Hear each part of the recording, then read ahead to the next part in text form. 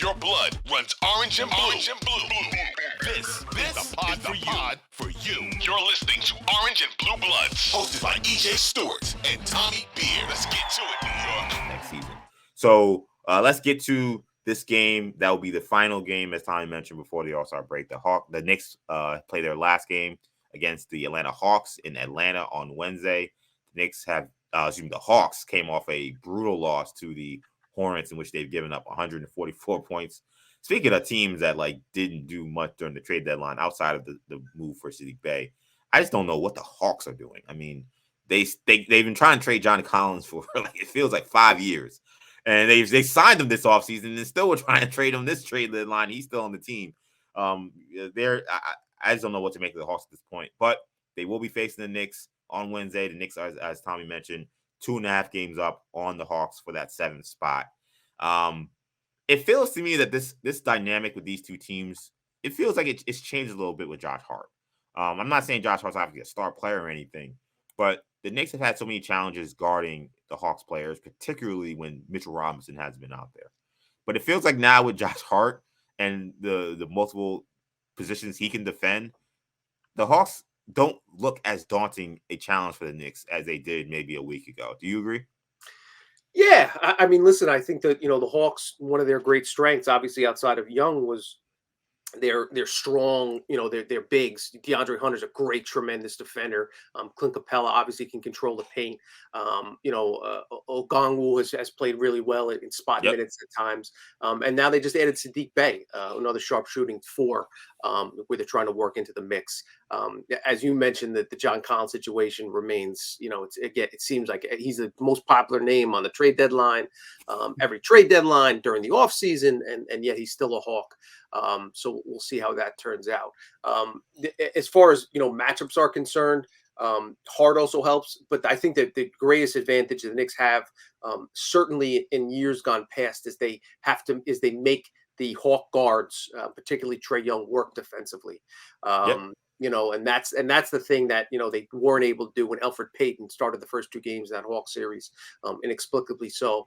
Now you have Jalen Brunson, even though Murray's, you assume Murray's going to get most of the minutes. He's going to start guarding him. But, again, Brunson is very adept at running pick and roll. So him and Grimes should run plenty of pick and rolls and switch off and make Trey Young switch on to Brunson and have Brunson put Trey Young in the torture chamber every opportunity he gets. Get him to foul trouble, make him work on the defensive end. Two Tips credit, I feel like we've seen a lot more of those 1-2 pick and roll options with whether it be Quickly, whether it be with Quinn Grimes. I've been yelling about it again pretty much since we started this podcast, but I feel like over the last 2 weeks, 3 weeks or so, they've been running that stuff a lot more. Agreed. And especially with Hart on the floor, I expect you can see it additionally because Hart's a good role guy, a role player. We know he can finish well around the basket. We know he has a sharp basketball IQ. And we know that those two guys have chemistry. They've been playing together for, 6 or 7 years, for a few years together, and now they're reunited. So there's, I mean, all things considered, I'll be interested to see what the spread is in this game.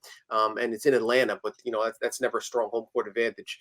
This is a game, again, Knicks, the hardest thing, and coaches will always tell you, is to keep guys hungry when you experience some success. So the Knicks, but Tibbs is, one of his strengths is keeping teams motivated. This is the last game before the break. They want to enter on a positive note and kind of continue this momentum because they are, a season high number of games above 500 now. Can they close this?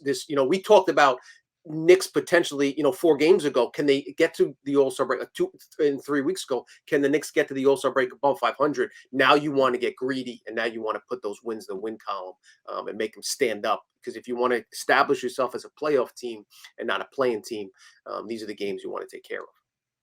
Yeah, and when you look at this matchup, I mean, the Hawks have had a tough time defensively for a lot of the season, and they had a tough time against the Charlotte Hornets a couple of times this season. It's not the first time the Hornets put up a lot of points on them this year. So the Knicks offensively, the last 2 games since they added Josh Hart, they've been awesome on that side of the ball. I mean, they've been extremely efficient.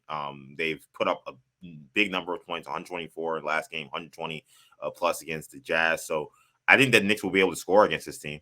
And if they're able to do that, that will definitely keep them in the game. And I think, again, their ability to defend will be just a lot stronger with Josh Hart. I mean, Deuce McBride's a good defender, but he's so small. He doesn't give you really much switchability. He doesn't give you much versatility other than being able to guard his position. Josh Hart can guard probably 3 positions. So the Knicks, I like this matchup. And when we think about, if the Knicks aren't able to get into that top 6 spot for whatever reason, the Hawks, I think, are likely to be a team that they will face in their playing situation, whether it be in New York or in Atlanta. And like I said before, I think that, not that I'm welcoming a matchup with Trey Young because of how he's played against the Knicks in the past in the postseason, but it just feels like this Knicks team with Mitchell Robinson coming back, and assuming he comes back healthy, they'd be in a pretty good shape. I would feel good about the Knicks facing the Hawks in that kind of matchup. It's the other thing we haven't talked about last couple of pods is the Knicks are doing this without their starting center. And Exactly. Sims is, you've seen a lot of, you've seen diminishing marginal returns from Sims minutes. Much like Barrett, he was minus 11 in his 24 minutes last night. So he's really given the Knicks nothing, next to nothing on most nights.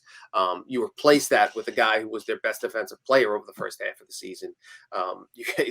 There's a lot to like there. Obviously Hardenstein has played more minutes than Sims. And he's played much better. So it's kind of offset each other. But if you can go 24 minutes of Mitch Rob and 24 minutes of Hartenstein, this new, Hartenstein version 2.0 that's been so effective. That's solid 48 minutes of center right there. And then you introduce Hart into the mix.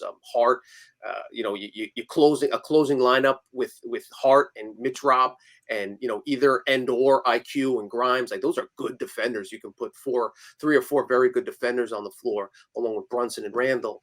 There's again reasons to be excited. We have to see it play out. We have to see Mitch Rob come back healthy. He still hasn't been cleared for full contact. We found that was reported yesterday. But he's ramping up, progressing, heading in the right direction. They're obviously going to err on the side of caution. But then even when he gets back, he has to stay healthy, which is never given with Robinson. But you factor his defensive capabilities and his ability to dunk and take the top off of defense. There's another reason why Knicks can envision potentially securing that 5 or 6 seed. Yeah. And then, when you look at the Hawks, as in terms of where they stand, the Knicks are trying to hold off from them catching them at some point. Again, Knicks had a big boost last night, winning and the Hawks losing. I don't know. Like, I was not high on the Hawks coming into this season because I thought that the Eastern Conference was strong and too strong, despite them adding DeJounte Murray. In some ways, I think this has gone a lot worse than even I thought it would be for the Hawks. Like, I thought that they would, they'd be around 7 or 8, but I thought they'd be much better. I thought they'd be well above 500 at this point. It just feels like they're kind of in a team in no man's land now. I know that there was this attitude that the Hawks had this, big ceiling because they went to the conference finals a couple years ago. But when you look at them now, I don't really see where this big margin for growth is. I mean, maybe it's pairing Murray and one of these other younger guys for another star player. But just in terms of just where the Hawks stand, do you see them being able to catch the Knicks, and also just where they stand just kind of in the NBA and their chances of eventually making another run in the postseason? I don't know what to. I agree with you. I don't know what to make of the Hawks. There's clearly everyone's not on the same page. There are reports of beef between Young and the head coach, and he sits out a game, and that's a situation they're going to have to figure itself out in the offseason. And I'll give you a guess as to who the team gets rid of. The head coach, the once in a generation point guard who averages 25 and 15 on a bad night. But then the question is, and I heard somebody talk about it randomly on NBA radio, I think it was yesterday, if the Hawks ever consider trading Trey Young, given the fact that they have DeJounte Murray and they're, he doesn't fit, might he demand to trade it? Could he? I assume the only way they would consider trading him is if he asked to be traded.